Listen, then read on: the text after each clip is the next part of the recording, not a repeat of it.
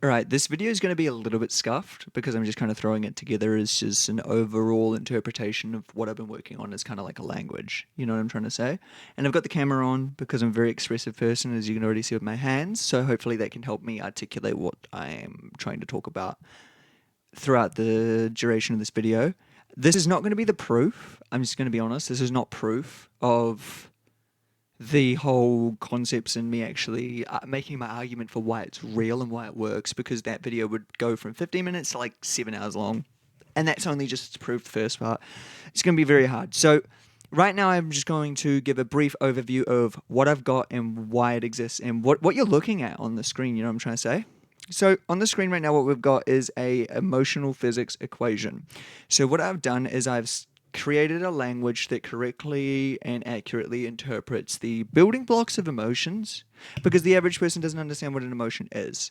Like right now, the vast majority of what you believe to be your emotional state and emotions are not emotions, they're actually interpretations of emotions. And that's very clear and a very different thing, because emotions actually do just create your reality, and we don't even have to get spiritual or into manifestation to understand that that's just a fact, right? Emotions are literally creating your reality. If you show up to work, or if you're playing a video game, you show up in a bad mood, everyone's going to treat you like you're in a bad mood.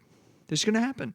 So you're creating your emotions actively as you go through with your day, go through with your life, go through and just experience reality as it is.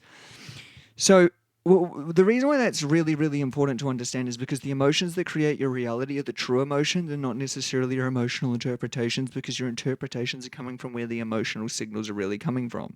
And that sounds like a lot of words. It's a lot of tongue twisters. So let me just pull up paint and we'll understand what I mean here.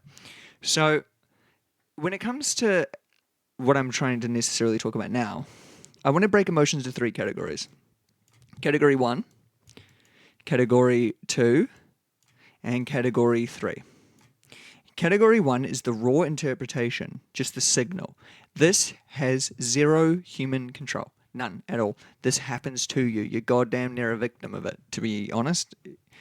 That then gets read by your nervous system, by your brain, by your pattern recognition, and just overall you to be interpreted. And this is where emotions like angry pop up and happy come up. But anger, happy, sad, these are never actually your emotional state. They're just the best words that English has to describe the very real biochemical process that is going on inside of yourself. But the problem is, English doesn't capture it because English only linguistically captures concepts, and emotions are not concepts, they're facts. Okay, they're facts. And then we've got math as a separate language, and that only really tracks the concept of problem solving.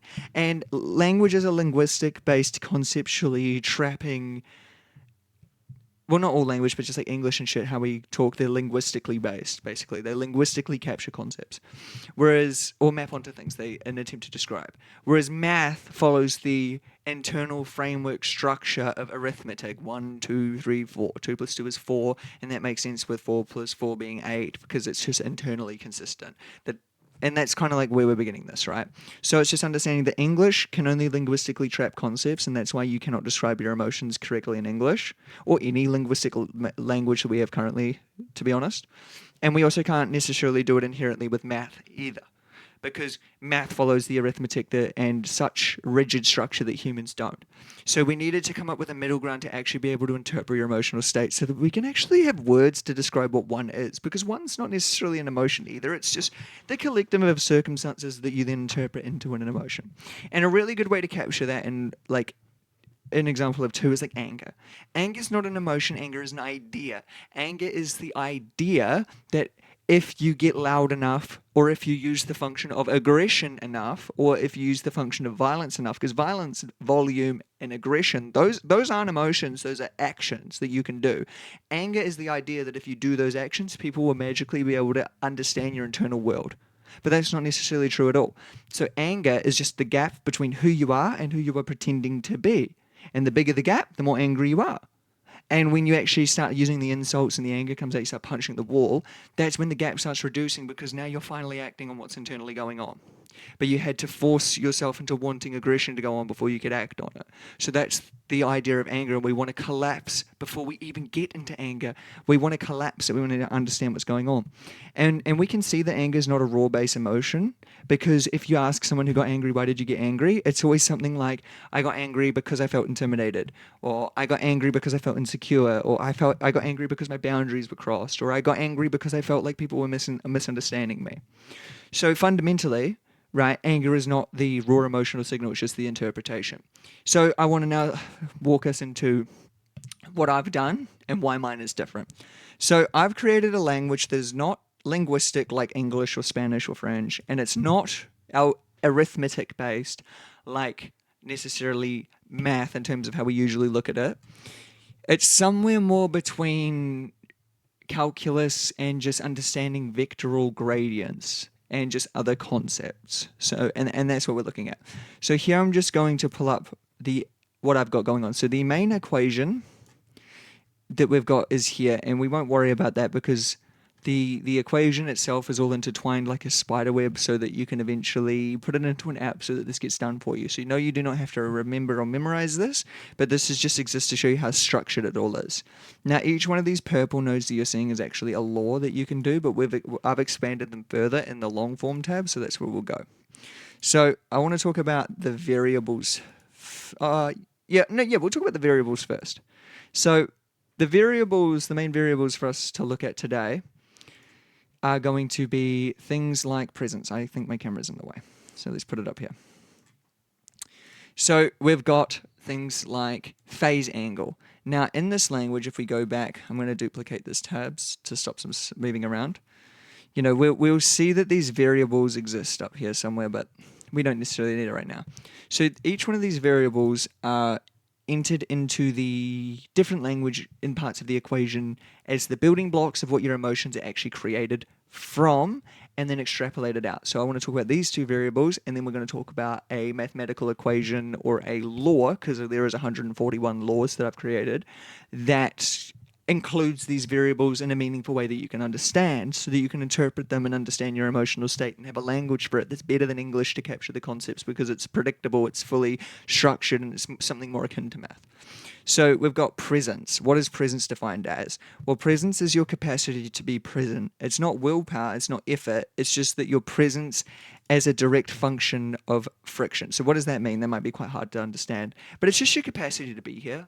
Like if you feel like you're in a conversation with someone and you feel like the words that come out of your mouth are not the words that go into their head, like let's say that you're in an argument and you say, look, I'm not trying to be rude to you, I just want you to play a different character because you're just having a bad day, and the other person hears that and they say, oh, well, to me it sounds like you think I'm shit.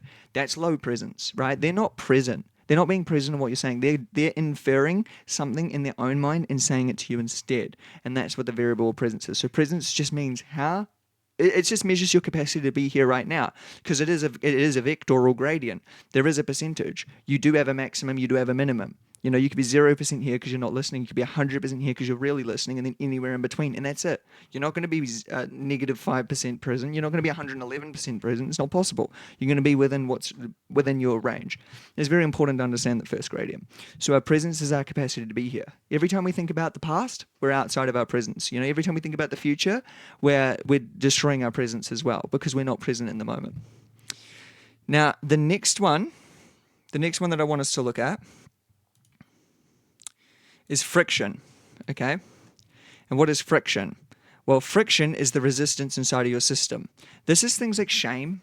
When you're thinking in your head and let's make a hypothetical up. Let's say that someone was really rude to you, right? But they're usually quite nice to you. So the average person, when they get an insult thrown at them by someone that's usually nice to them, they would start to deny it. They'd say, oh, they couldn't have meant that. They must have been having a bad day. There's no way that was intentional. And they start to debate themselves as if they have the authority to figure out the intentions of the other person, even in general. They don't. So that's friction. You're creating friction in your mind because you're stopping your capacity to actually be present. And the reason why that's important to understand is because we can then come over to our axioms here and come down to our very first one, self-reflection, and we can see that Oh, well, actually, technically, we've got a different thing here. But we have our phase angle variable and we have our friction variable. And phase error can be defined. I was intending to do this, but I actually forgot. But anyway, we can define it now. Phase error is the gap between what you feel and what you express. So that's what I was talking about before with what actually anger is. So phase error usually ends up in anger or aggression or something of that nature, maybe self-reduction, because anger is actually just the idea, right? So our phase error is just the gap between who we are and who we're pretending to be, and our friction is how much we fight ourselves. So if we wanted to, or what this mathematical equation says is that for every percentage that friction goes down, our phase error goes down.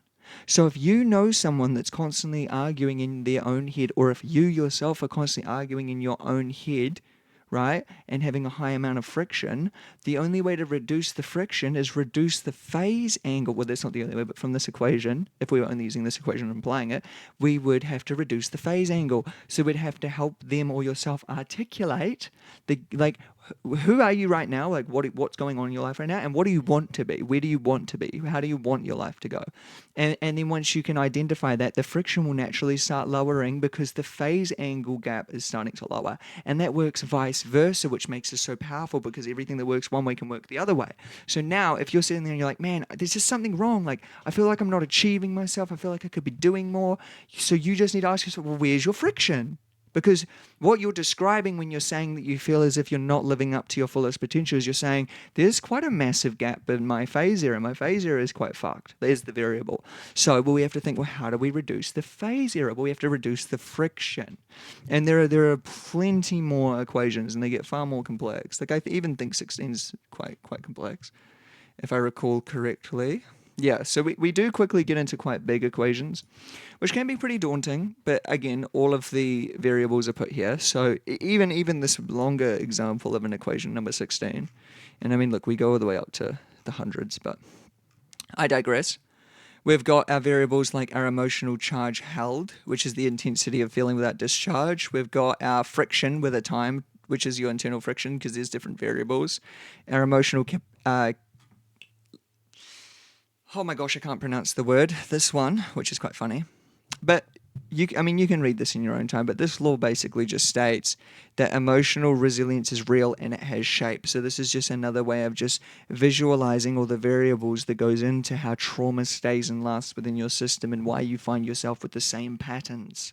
And a lot of the time that you're feeling resilience or resistance, because again they go both ways, that is a geometrical pattern, and that's why the way that you resist or the way that you're resilient usually tends to go the same way. Let's say you're the type of person that's really good at dealing with stress, but only when you are laughing at it. So that's an example of emotional, I can't say the word again, of law number 16, right?